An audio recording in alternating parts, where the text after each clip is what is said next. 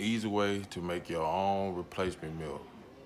Get you a teaspoon of that pure vanilla.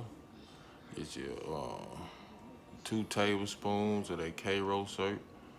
You gotta make sure it's that plain, John. Get you 2 tablespoons of this plain yogurt.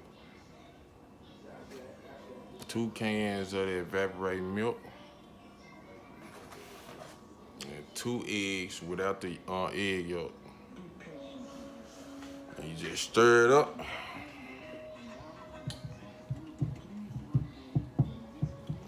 Heat it up. Heat it on medium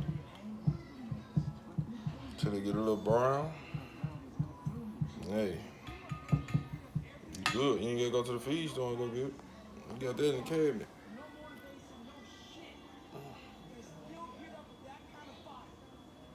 Easy way to make you some milk. Give it to the babies and the mama.